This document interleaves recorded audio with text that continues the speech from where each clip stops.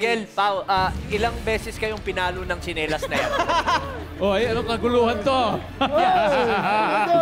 Surprise! Bakit ba ganito tayo, Kuya Dong? Paolo, naalala mo pa ba yung kwento sa likod ng picture na to? Ba't may hawak kayong tsinelas?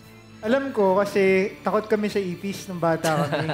Tapos, para ma-overcome yung takot namin sa ipis, pinapapatay sa amin yung mga ipis. Nangyari na ba sa inyo na nang prank kayo ng ibang tao? Meron, actually, one of these days, gagawin namin yun dito, hindi namin sasabihin. Kaya, At yung day na yun ay today. ako talaga si Paolo. Wow. Yeah, excited tayong ma-experience yan. Pero ito, this time, hindi na talaga ito prank. Okay? Dahil ito na po ang next kiddie talent na magpa-perform para sa inyo. Ito na siya. Alright, let's go.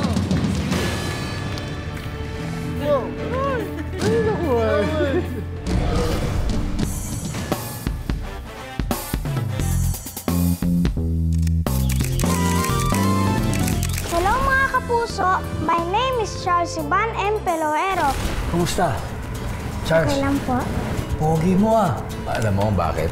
Feeling ko yung mga pogi, mahilig daw sa gulay. Anong klase ng mga gulay kinakain? Mga pechay. Broccoli. I love broccoli.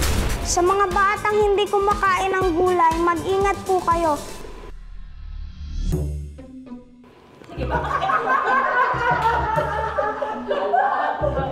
Dapat po tayong kumain ng gulay para po kapag may mga kumakalat na sakit, malakas po ang ating resistensya at hindi po tayo magkasakit. May baon ka bang broccoli dyan? Wala. Pero alam ko ang baon mo. Ano? Magaling na boses. Sa mga coaches, sana mapabilib kayo sa akin at laging tandaan, kumain ng gulay. Charles, ang hari ng mga gulay.